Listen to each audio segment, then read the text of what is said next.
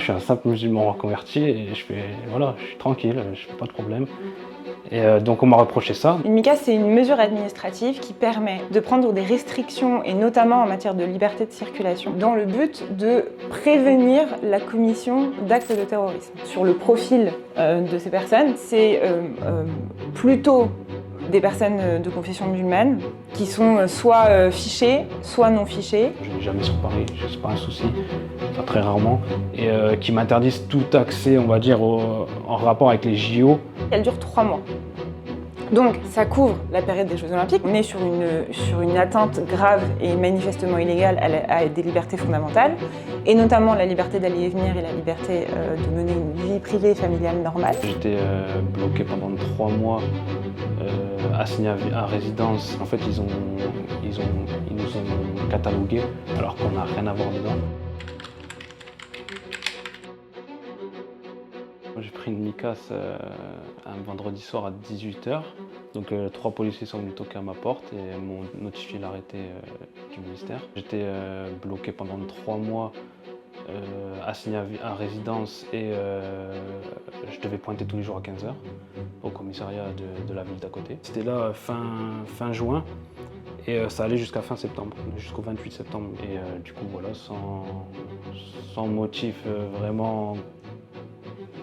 sans motif réellement fondé, on va dire. Et après, j'ai eu un résumé quand même le lendemain des reproches. Il y a des choses qui sont réelles, mais d'autres qui sont totalement fondées. Alors déjà, moi, d'une part, avant, j'étais dans la police, donc j'ai eu des problèmes avec la Palestine, en l'occurrence. En fait, j'avais écrit une mention, j'avais des Palestiniens qui étaient en INAD, donc c'est des gens qui viennent pour demander l'asile, qui sont en attente en fait, à l'aéroport d'Orly. Bon, ils ont été libérés avec l'OFI, donc on mentionne sur un cahier. J'ai mis Free Palestine et du coup, bon, depuis, c'est une bêtise que j'ai fait, je l'ai assumé. J'ai pris 6 mois de suspension sans salaire. Alors pourtant, évidemment, je défends la cause palestinienne, voilà, tout humain est censé la défendre. Mais voilà, je suis pas dans un extrême. Pourquoi? Parce qu'on défend la Palestine. C'est clairement injuste. Le seul reproche qu'ils ont, c'est que je défends la Palestine. C'est tout. Je relaye des vidéos, bah ouais. Camp de réfugiés qui se fait attaquer par Israël, bombardé.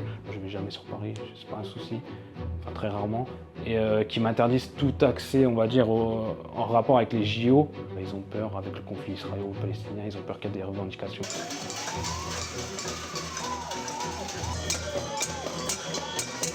Elle dure 3 mois.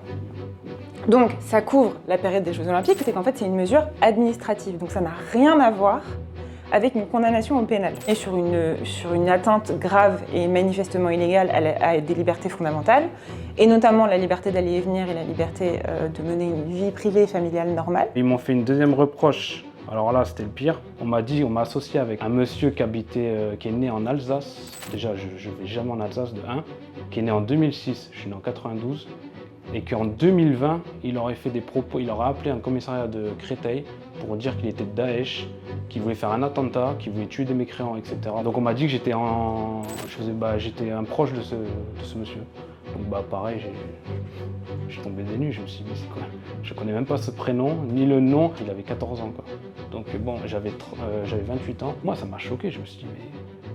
Demain, je me voyais, le raid, il débarque chez moi, il me casse ma porte, il m'embarque. Ça veut dire qu'ils sont en général très étonnés quand ils sont notifiés de cette MICAS parce que justement, eux, ils n'ont jamais connu ce type de personnes et jamais eu de contact avec eux. J'en ai parlé à ma mère et mon père quand même. Et voilà, en lui expliquant un peu l'injustice que je subis, parce qu'eux, ils me connaissent, ils savent comment je suis. Même depuis 2011, je suis converti à l'islam, ils n'ont jamais vu un mouvement radical ou quoi que ce soit. Eux-mêmes étaient choqués, ils se sont dit c'est pas possible. J'ai fait des démarches pour l'administration, tribunal administratif. Et je suis passé une première fois, ça a été annulé parce que en fait, il n'y avait pas les bonnes procédures.